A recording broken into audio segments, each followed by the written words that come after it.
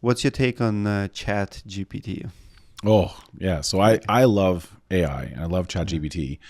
Um, the problem with me is I publish a lot of my experiments with stuff like AI or like whatever is new. I'm just the Sure. nerd that's always doing something new. And I learned in the last 2 weeks that, um, with great, I don't want to say great power because that sounds arrogant, but I just realized that my Facebook, sometimes when I publish my experiments, people think that's like a how-to manual. And so they go start doing it immediately. I'm like, whoa, like you could seriously damage your SEO.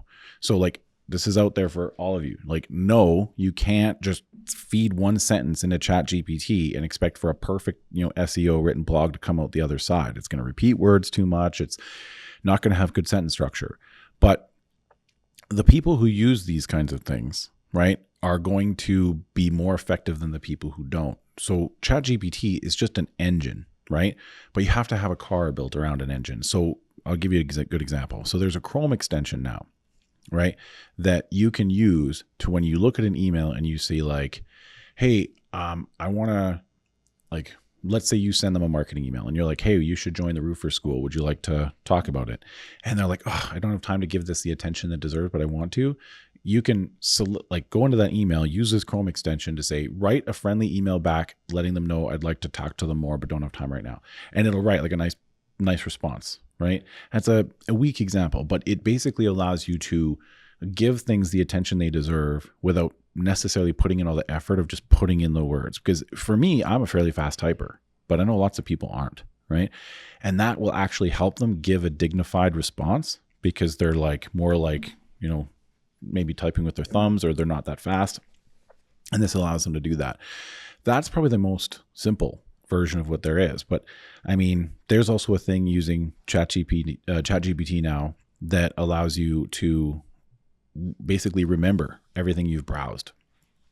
And then it's a Chrome extension. And for those of you wondering, you can use incognito windows to hide what you've been browsing. But for everything else, you can have your normal Chrome browser window open. It'll remember everything you did. It'll even transcribe the videos you watch. And if you go, man, somebody said something about greed and envy. What was that? You could type like greed and envy, and it would pop up. If you watch this as a YouTube video, it would pop that up. And so it's basically like a history of everything you've been searching, and you can create that to like have better memory, right? So what happens when you go like, I can't remember, but I can remember a couple of words, and you go greed, envy, and it was like, oh, in the last week you saw this, and you can go back and find that. So it's about the engines that are going to be built on top of ChatGPT, OpenAI, all these other things, right? And the way that they combine them, right, into multiple things that's going to be the value arbitrage on top of it. So it's just like having an engine sitting on an engine mount, feed gas into it and have it spin, it doesn't go anywhere. But when the minute you put a transmission, a drivetrain, a car around, now you have something that can take you places, right? I just hope I have controversial opinion on it because I see my heart goes to business owners who are taken advantage by marketers, and tools like ChatGPT gives more opportunities for shady marketers to scam business owners, because I already have seen so many bad deals where business owner pays $2,500 a month for someone to manage their website, and then if you dig deep, like, and investigate how much work the company is doing, 2-3 hours a week, a month, right? So like, would you pay your lawyer $2,500, $5,000 a month for a couple hours of work? Probably wouldn't. But now we're giving those marketers a tool that can be like, I'll write 5 blogs from you, and they put sentence in and spits out a blog, and then business owner gets the result, gets the article, but doesn't get it's a cheating code for a shady person.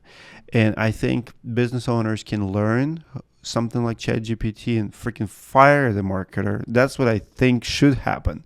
Like, something like writing a blog for your website, any creative task, any creative stuff for your business, just learn how to use and abuse the system so you don't have to go to someone else. Pretty much it takes away all the creative stuff. I mean, it's so crazy and so powerful. They're doing research right now, and people who are testing and go to like this rabbit hole, I mean, you can you can do something like, hey, write an episode of Friends sitcom with where Ross is doing this, and it will write it really good, right? I mean, you have to give really good direction what to do, but if you're the business owner, you can say like, write my story based on this and this style, and that's gonna do for you. I mean, it's freaking amazing. I tried it, right? I went and I said, give me reasons why anyone should attend a roofing process conference. Dude, I was shockingly impressed. It's like 10 reasons to attend roofing process conference. It was like network and this and learn from the best speakers. I'm like, shit. And it took It like wrote your copy. 3 seconds. Yeah. So, but at the same time, I could be taken advantage of by some marketer, because if let's say I paid someone $500 for this article and it would take them 3 seconds to do this. Mm-hmm. Like, how do you prove that they didn't do it? But I guarantee you there's more people going to be taken advantage of in this way, where they can learn how to do it themselves. And they deserve it. They truly do. Because it's laziness. ChatGPT got to 1 million users faster than any platform ever in the history of humanity. And it's laziness. So the minute this happened, me and Brennan, like, we've been chatting about it as it's been coming, and like we've been like, as soon as we got here, we've been like tweaking out on this till 4 a.m. some days, and we found a way to, like, we were like, how do we like what's coming out of this thing sucks, right? And so then we kept working and trying to figure it out. So like, at first it was like, feed a prompt in and it would spit out a blog post, but it would be rough text. You'd have to format it. Then we're like, how do we make this better? So then he has a kind of another automations guy that works here with the company. We're like, okay, we want to make an automation that spits it into Zapier and spits out 5 paragraphs, outline it. So it's like, because it's all prompt engineering, right? Like, this will be a field of study, prompt engineering. Like, how do you prompt the AI to do something? That'll be the skill. And so then we figured out how to make paragraphs. And then we're like, okay, now let's spit that into like Surf for SEO and see what it actually gets. And it gets like a score of 20, which is terrible. So then we're like, okay, how do we write faster? So you can take the outline from that, feed it into Jasper, right? And then ask it to expand upon these topics, and then it can write more. And then you feed that into Surf for SEO, and then you get like a score of 60. And then you do a couple other things like breakout, put some headlines, put some formatting in, and then it gets a score of 74, and now you're good. That process took 90 minutes. Knowing how to prompt it, how to break it into an outline, then knowing what tool to feed it into, feed it there, check the score, be accountable to the result, come back, expand, check the score. That's what they're going to pay for. But if you're paying $500 to a guy to spit out articles and you don't know how to qualify his work outcome, then you deserve to get taken advantage of. You have to know, right? But that's the problem. If you go on YouTube right now and type in AI, it's like how to make thousands of dollars a month with AI. And it's basically just, you can do this and spit it out and charge people $500 for it. And yeah, people will get taken advantage of for sure, right?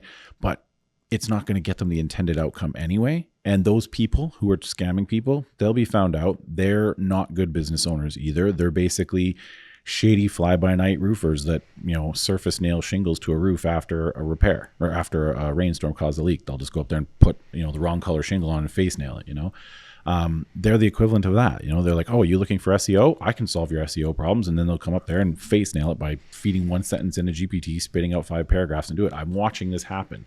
Yeah.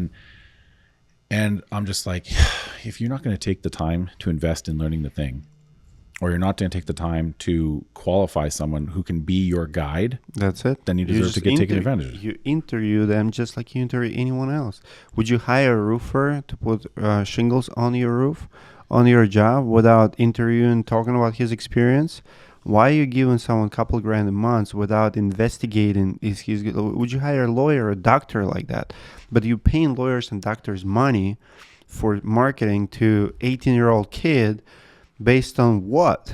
Yeah, because they're able to wow you, right? Mm-hmm. And truthfully, if you understood the complexity of what it takes to actually take the raw idea of something like AI or ChatGPT and actually turn it into a product right now, it's still a ways off. But it's going so fast, right? In a matter of 2 weeks, we went from, DALL-E to seeing Midjourney come out and being like great art. And then now Google launched Muse, which can basically live transform images, which means we're not far away from movies, right? From video. And then you can now go, I can't remember it's like, I can't remember the name of the website, I'm sorry, but you can now record your voice put it in, and it'll synthesize your voice. So you put an hour of video or voice into it, and you can then write scripts, and it'll synthesize your voice. You can use Synthesia, take pictures of yourself from all angles, and it will synthesize you. It's insane. Like, And so the amount of technology is coming up, and like, This we'll is- never be the same. Yeah, and so you can now use those two things, and then you could prompt, write this, do this, then take it this, make a B-roll of it, find a B-roll of it.